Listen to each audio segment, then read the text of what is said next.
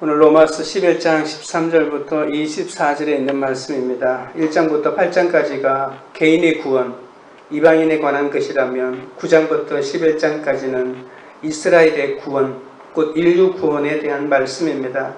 이스라엘은 강원도만큼 크기의 땅에 인구가 865만 정도의 나라입니다. 그 나라를 정치적으로 보거나 군사적으로만 보지 말아야 합니다. 중국이나 스리랑카에 선교사를 보내는 것처럼 이스라엘도 선교 대상 국가로 보아야 합니다. 성경은 열방과 이스라엘을 하나로 봅니다. 열방이 구원받고 이스라엘의 회복과 구원이 인류의 구원이요 구원의 완성이라고 합니다. 이것이 이스라엘의 놀라운 비밀입니다. 오늘 본문을 통해서 이스라엘의 구원과 관련되어 있는 내용들을 살펴보겠습니다. 먼저 이방인의 사도에 대한 부분인데 13절입니다. 내가 이방인이 너희에게 말하노라. 내가 이방인의 사도인 만큼 내 직분을 영광스럽게 여기노니. 바울은 자신의 사도 직분을 영광스럽게 여겼습니다. 사도직이 돈이 많이 버는 직업도 아니고 모든 사람에게 존경과 칭찬을 받았어도 아닙니다. 오직 한 가지, 사람을 구원하는 일이기 때문입니다. 바울은 이방인의 사도로 강도와 풍랑의 위험 가운데 이곳저곳을 두들며 전도 여행을 다녔습니다. 이스라엘 최고의 가문에서 자랐지만 권세와도 상관없고 돈과는 더더욱 상관없는 직분을 가지고 살았습니다. 그런데도 자신의 직분을 영광스럽게 여긴 것은 바로 구원 때문입니다. 그런데 유대인이 개나 돼지로 여기고 있는 이방인을 위해서 자기를 희생하고 죽는다는 것은 도저히 받아들일 수가 없습니다.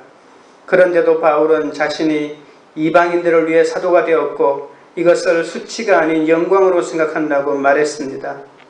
그러면서 사도 바울은 하나님의 계획 때문에 희생당하고 실패한 이스라엘은 한 사람도 복음을 믿지 않는다. 나는 내 민족 내 고력 때문에 이렇게 속이 상한다.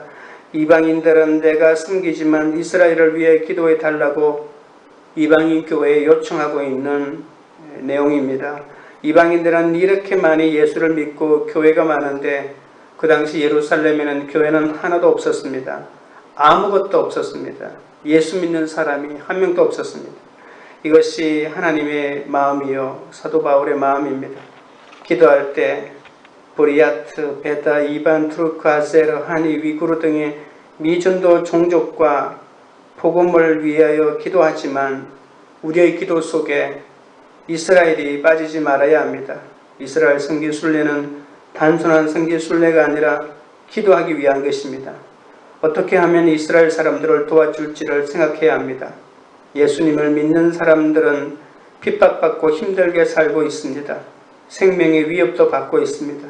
그곳에서 기도하고 눈물 흘리고 이스라엘을 얽매고 있는 마귀를 내쫓아야 세계 선교의 고삐가 풀립니다. 이스라엘은 세계 선교를 푸는 열쇠입니다. 14절입니다. 이는 혹 내 고력을 아무쪼록 시기하게 하여 그들 중에서 얼마를 구원하려 함이라. 바울은 사역의 목표 가운데 하나가 자신의 고력을 시기나게 하여 그들 중에서 얼마를 구원하게 하는 것이라고 말합니다. 사도행전에는 복음 전도를 통해 사도들이 칭찬을 얻고 그 영향력이 커진 것을 유대인들이 시기했다고 증언합니다. 그런데 이 시기심은 어떤 종류인지 존 스토트가 잘 설명을 하고 있습니다. 시기심이 불만족이나 죄된 탐욕만을 의미하는 것이 아니기에 그것이 항상 이기심으로 얼룩진 것은 아니라고 했습니다. 간단하게 말하면 시기심이란 다른 사람이 소유한 어떤 것을 자신도 갖고 싶은 욕망입니다. 그런데 그런 욕망이 좋은지 나쁜지는 내가 욕망하는 대상이 무엇이고 그것을 소유할 권리가 나에게 있는지 여부에 달려 있습니다. 만약에 다른 집 아내를 내가 갖기를 욕망한다면 그것은 당연히 죄입니다. 만일 그것이 악하다거나 다른 사람의 소유여서 우리가 가질 권리가 없다면 그 시기심은 마땅히 죄가 됩니다. 하지만 그것이 선하고 하나님이 모든 사람에게 누리도록 허락하신 복이라면 그것을 탐내고 그것을 가진 사람들을 시기하는 것은 가치 있는 일이 되는 것이죠. 이런 욕망은 옳은 것이기 때문에 모든 성도 사이에 시기심을 가지게 하는 것이 목회를 잘하는 것이라고도 말할 수 있을 것입니다. 존 스토트는 통찰력 있게 이 시기심은 좋은 것이라고 모든 사람들이 가져야 하는 것이라고 말합니다. 사도 바울의 이방인 사역의 목적 중에 하나가 유대인으로 하여금 시기심을 불러일으킨다고 하는 것인데, 이것은 잘못된 것이 아니라 하나님이 그토록 가지라고 하는 것들 어떻게 하면 유대인이 가져갈 것인지 생각하면서 말한 것이라고 이해하시면 됩니다. 만약에 대다수의 유대인들이 그리스도를 거부하지 않았다면 이방인들이 복음을 들을 수 없었을 것입니다. 그리스도를 받아들인 사람이 대부분 이방인이었기 때문에 이제 유대인들이 믿을 수 있는 계기가 생겼습니다. 구약에 얼마나 많은 약속이 있습니까? 그런데 이 약속들이 모두 이방인들에게 실현되는 것을 보고서 유대인들도 그리스도를 믿게 될 것이라고 하는 바울의 간절한 희망사항을 볼 수 있습니다. 우리가 어떤 직업을 가지든 돈을 얼마를 벌든 누가 인정을 하든지 안 하든지 그 일이 누군가에게 시기심이 생겨 구원으로 인도하는 통로가 될 때 가장 영광스러운 일입니다. 어떤 사람은 자신의 직업으로 돈과 명성을 얻으면서 사람을 살리는 것이 아니라 죽이기도 합니다.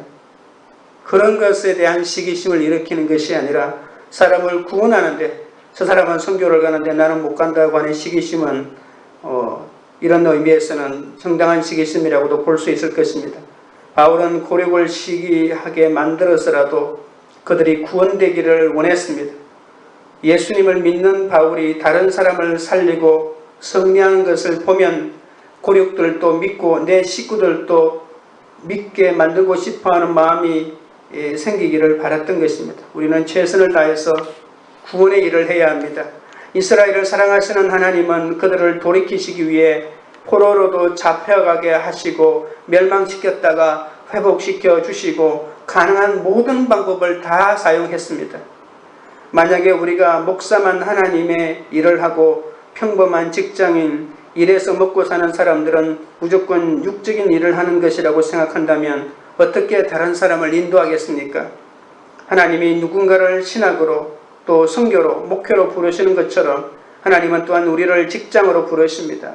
직장은 전도의 현장으로도 의미가 있습니다. 나의 직업 그 자체가 다른 이들의 삶을 윤택하게 하는 하나님의 도구로 사용될 수 있습니다. 공장에서 물건을 만드는 사람도, 식당을 하는 사람도, 콜센터에 일하는 분들도 다 이 사회를 화목하게 하는 사람들입니다. 우리의 직장은 썩어질 세상 것이 아닌 섬김의 현장입니다. 주어진 내 업무에서 정성스럽게 성실하게 최선을 다하는 것은 오직 선교 못지않은 십자가입니다. 성도들이 삶의 현장에서 감당하는 그 일은 목사가 강단에서 하는 일 못지않게 너무나 중요한 일입니다. 지금 현재의 자리에서 최선을 다할 때 그것으로 다른 사람을 살리는 영의 직분을 감당하게 됩니다. 15절입니다. 그들을 버리는 것이 세상의 화목이 되거든 그 받아들이는 것이 죽은 자 가운데서 살아나는 것이 아니면 무엇이리요? 이것은 유대인들을 외면하고 버린다는 의미가 아닙니다. 오히려 그들을 통해 예수님의 십자가 사건이 이루어지고 그로 인해 하나님과 세상이 화목하게 되었다는 뜻입니다. 나를 괴롭히는 사람, 괴로운 사건 때문에 예수님을 믿게 되고 하나님과 화목하게 되었습니다. 그렇게 괴롭히던 사람을 받아들여서 하나님께로 돌아오게 한다면 그것은 죽은 자가 살아나는 기적만큼 기쁜 일입니다. 바울이 이방인의 사도로 이방인을 사랑하면 사랑할수록 동족에 대한 사랑도 더 커졌습니다. 동족이 나를 핍박한다고 돌아보지도 않고 나를 받아주는 이방인에게로만 간 것이 아니라 이방인들 가운데 구원이 이루어질수록 고력의 구원에 대한 간절함이 더욱 뜨거워졌습니다. 나의 구원은 다른 사람의 구원으로 나가게 되어 있습니다. 나 같은 사람도 구원되었다면 이방인이나 다른 어떤 사람도 구원받을 수 있는 것입니다. 어떻게 첫사람이 구원받을 수 있을까? 나 같은 죄인 중에 괴수가 나도 구원받았다면 첫사람이 구원받는 것이 하등 이상할 것이 없을 것입니다. 그렇다면 예수님을 죽인 유대인이라고 해서 구원받을 수 있다는 것입니다. 나 같은 사람도 예수님을 믿었다면 이미 내 집의 구원이 이런 것입니다. 이스라엘을 버리는 것이 세상의 화목이 되었다면 이스라엘을 받아들이는 것은 부활의 축복이라고 말합니다. 개인적인 실패가 하나님께서 주시는 축복의 통로가 됩니다. 개인적인 실수와 실패 때문에 절망하지 말아야 합니다. 이스라엘의 실패가 이방인에게 구원이 되었다면 우리의 실패와 좌절도 하나님이 복을 주시는 기회가 될 것입니다. 적용 질문입니다. 전도를 위해 내가 할 수 있는 최선은 무엇입니까? 구체적으로 실천할 내용을 적어봅시다. 전도 방법론을 배우지 않아도 영혼 구원을 위해 사랑하고 인내하는 것이 최선임을 알고 있습니까? 둘째로 자랑하지 말라는 것입니다. 16절에 제사하는 처음 익은 곡식가루가 거룩한 적 떡덩이도 그러하고 뿌리가 거룩한 적 가지도 그러하니라고 했습니다. 내가 세상에 태어나기 전에 이미 예수님은 나를 위해서 십자가에 피 흘려 돌아가셔서 구원받게 하셨습니다. 내가 노력해서 원해서 얻은 것이 아니라 내가 아무것도 하지 않았을 때 받은 자격이 없을 때 하나님께서 나를 구원해 주셨습니다. 우리가 구원받을 만한 자격이 있어서 구원을 받았다면 할 말이 있을 것입니다. 그러나 우리는 아무런 자격이 없습니다. 심판받아야 할 우리를 하나님께서 당신의 자녀로 삼아주시고 천국 백성으로 만들어주셨다는 이 사실이 얼마나 감격스럽습니까? 따라서 예수 믿는 사람은 누구든지 이 감격으로, 이 감사로 시작합니다. 그러나 이스라엘은 이런 감격과 감사 대신에 원망하고 불평하고 불순종하고 교만하고 종교적인 기득권을 주장했기 때문에 선택받은 백성의 축복을 잃어버리고 실패했습니다. 모든 이방인의 구원의 뿌리는 이스라엘입니다. 만일 이스라엘이 실패하지 않았다면 우리는 구원받지 못했을 것이라고 하는 것이 논리적으로 성립합니다. 따라서 모든 이방인이 구원받은 것을 감격하면서 하나님께 받은 구원에 감사해야 합니다. 그리고 구원의 뿌리를 생각하면서 절대로 자만하거나 자긍해서는 안 됩니다. 이스라엘은 못났고 우리는 잘나서 구원받았다는 생각을 하면 안 됩니다. 요즘 우리 이방인 그리스도인들의 문제는 무엇입니까? 교회는 많아지고 믿는 사람도 많아지니까 거꾸로 우리가 이스라엘인 것처럼 착각하고 있습니다. 오히려 유대인들이 이방인인 것처럼 느껴져서 우리는 영적 자만해질 가능성이 많습니다. 여기에 대해서 하나님께서는 이방인은 결코 자랑할 수 없다. 결코 교만해서는 안 된다. 너희의 축복의 뿌리가 어디인지를 잘 살펴보라고 경고하십니다. 제사하는 처음 익은 곡식가루가 거룩한 적 떡덩이도 그러하고 뿌리가 거룩한 적 가지도 그러합니다.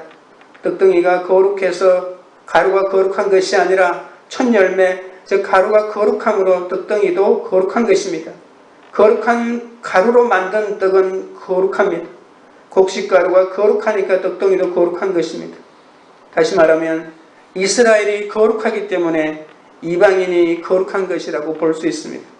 17절 또한 가지 얼마가 꺾였는데 돌감람나무인 내가 그들 중에 젖붙임이 되어 참감람나무 뿌리의 진액을 함께 받는 자가 되었은즉 참감람나무 가지가 꺾여서 돌감람나무가 젖붙임을 받게 되었습니다. 이스라엘이 꺾여졌습니다. 그런데 꺾어진 그 틈 속으로 이방인이 젖붙임을 받게 되었다는 것입니다. 만약에 이스라엘이 꺾이지 않았다면, 이스라엘이 실패하지 않았다면, 이스라엘이 넘어지지 않았다면 이방인의 젖붙임은 없었을 것입니다. 그런데도 많은 예수 믿는 사람이 처음에는 은혜로 믿지만 3년 정도 지나면 율법으로 돌아가고 맙니다. 처음 믿으면 감사와 기쁨이 있지만 오래 지나면 이스라엘처럼 완악해집니다. 교만해지고 감격을 잃어버립니다. 돌감람나무가 참감람나무의 진액을 받게 되었다고 합니다. 돌감람나무의 뿌리는 바로 참감람나무입니다. 이것이 복음의 뿌리입니다. 사도 바울은 이방인의 복음의 뿌리는 이스라엘이라고 그것을 알아야 된다고 말하고 있습니다. 왜 그렇게 말할까요? 지금 이스라엘이 믿지 않으니까 이스라엘의 구원을 위해서 기도해야 되기 때문에 그렇습니다. 참감람나무가 부러지지 않았다면 어떻게 돌감람나무가 은혜 받을 수 있었겠습니까? 참감람나무가 꺾인 것은 돌감람나무에게 은혜의 기회가 되었습니다. 그래서 절대로 교만하거나 오만해서는 안 될 것입니다.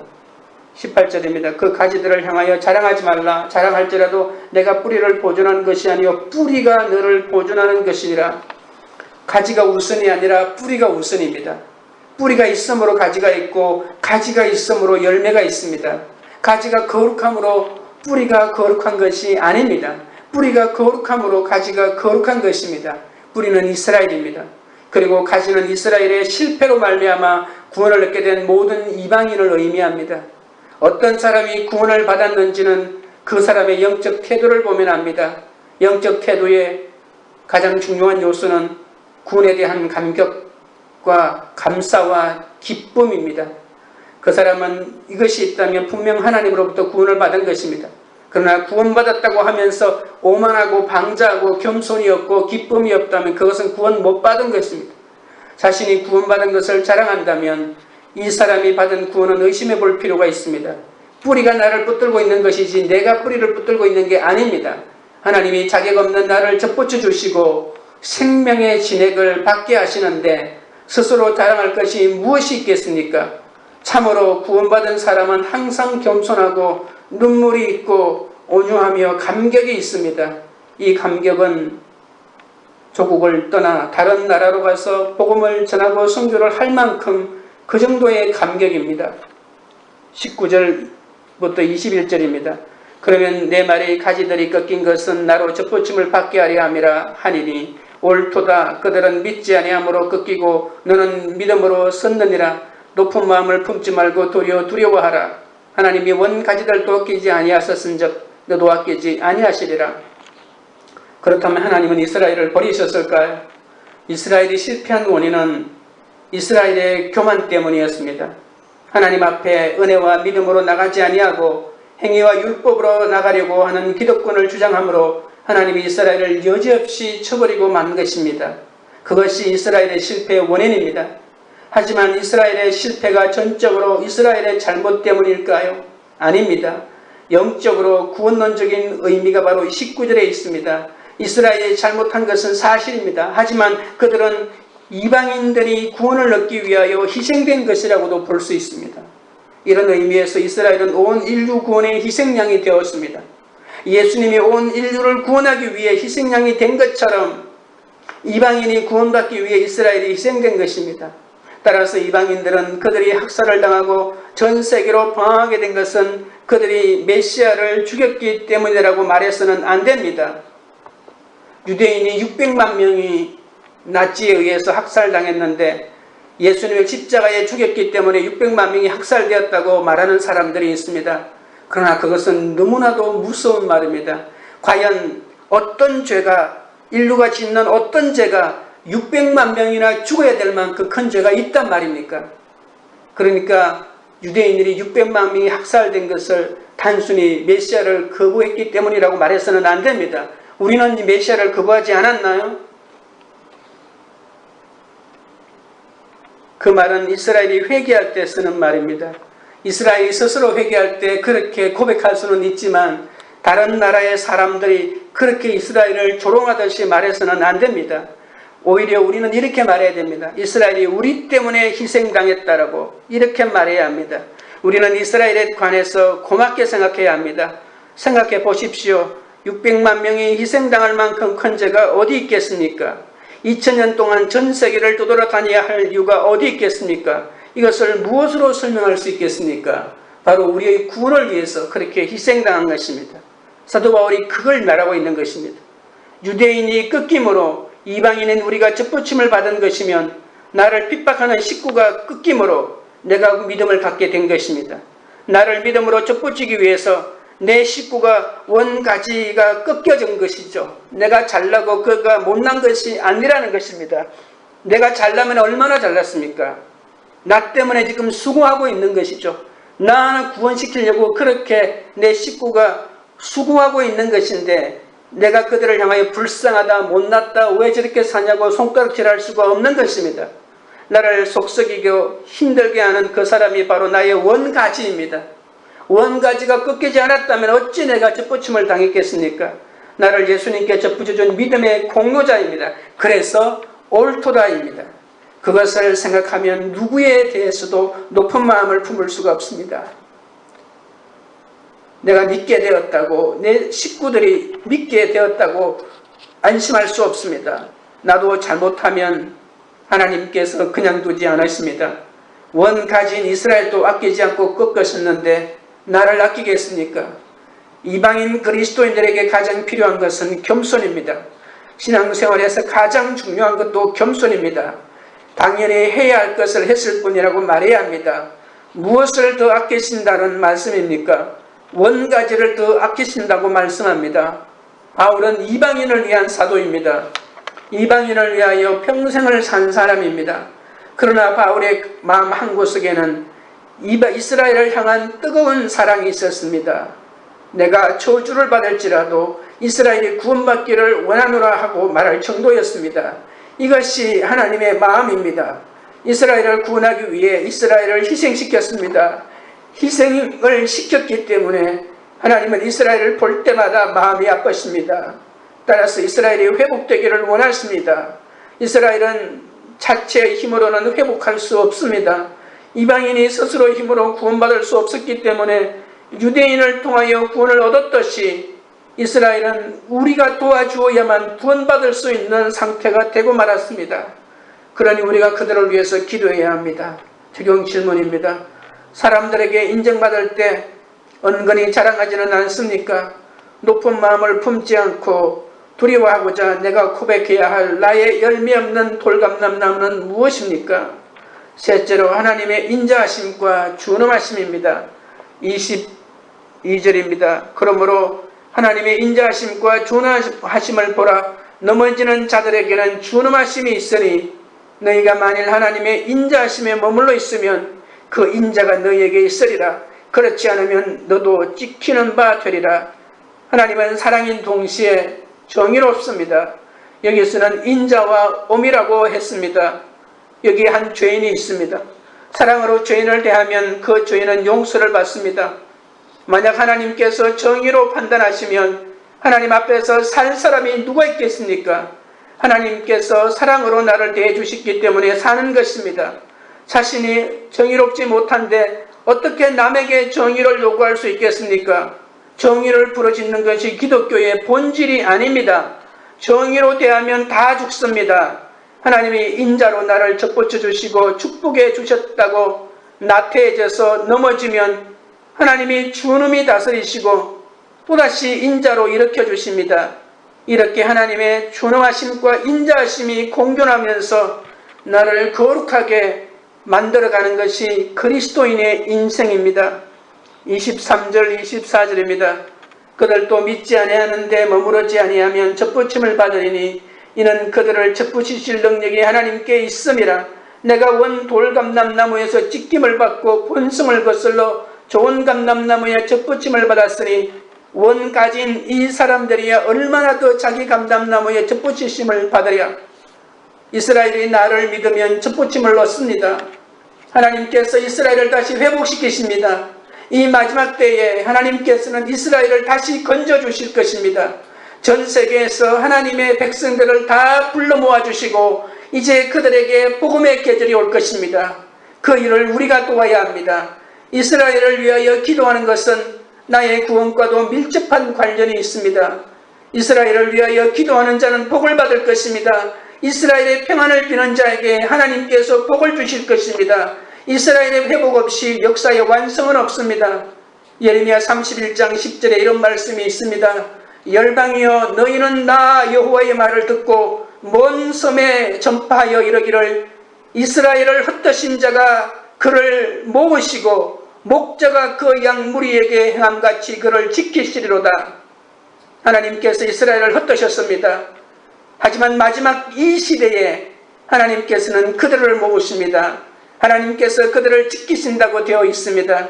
이것이 성경의 예언입니다. 역사는 성경의 예언대로 이루어질 것입니다. 자격이 없는 나도 예수님을 믿었는데 나보다 나은 사람이 안 믿고 있으면 얼마나 미안합니까? 부족하기 짝이 없는 내가 예수님을 믿었는데 나보다 성실하고 똑똑한 남편이 예수님을 안 믿는 게 안타깝지 않습니까? 그런 안타까움으로 내 배우자, 내 자녀, 내 부모 형제, 내 직장 동료들이 예수님께 접붙여지도록 기도하십시오. 나보다 먼저 믿었는데 실축하고 떠난 사람이 있다면 그 사람이 돌아오면 얼마나 더 크게 쓰임받을까를 기대하며 그 사람을 위해 간절히 기도하십시오. 하늘의 씨가 죽어지고 썩어져도 그것이 뿌리를 내리고 줄기가 올라오고 열매를 맺는 데는 시간이 걸립니다. 나의 온 가지들이 구원되기까지 안타까운 마음으로 애통하며 기다릴 때 반드시 그들의 구원이 이루어질 것입니다. 여러분, 한 사람이 그 마음을 품으면 가정과 교회와 사회가 살아날 것입니다. 진정한 구원은 개인의 구원에서 시작되어 민족 구원으로 넘어서서 온 인류의 구원으로 대단원의 막을 내립니다. 이방인의 구원은 이스라엘을 통해서, 이스라엘의 구원은 이방인을 통해서 얻게 하십니다.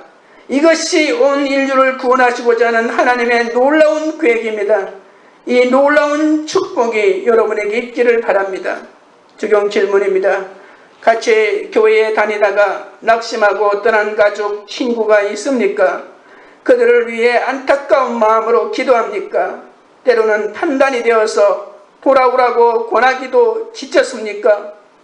그들도 언젠가 돌아온다면 나보다 더 크게 쓰임받을 것을 믿으며 그들이 예전의 믿음을 기억하도록 기도합니까? 기도하겠습니다. 하나님 아버지, 참으로 영광스러운 직분을 제게 주셔서 내가 살고 있는 삶의 현장에서 그 영광스러운 직분을 감당하게 하셔서 감사드립니다. 어떤 직장도, 어떤 삶의 현장에서 수세에서도 하나님께서 이 영광스러운 직분을 감당하도록 하십니다. 비록 물건을 만들고 아이들을 돌보고 또는 열심히 공부하고 또는 가르치고 또는 남을 돕는 일을 한다 할지라도 최선을 다하게 하여 주시옵소서. 무슨 일을 하든지 사람을 살리고 섬기는 일이 되게 하여 주시고 이 영광스러운 직분에 참여할 수 있도록 주여 은혜를 내려 주시옵소서. 돌감람나무에게도 찍힘을 당해 죽을 수밖에 없는 죄인을 참감람나무 되시는 예수님께 접붙여 주셨습니다.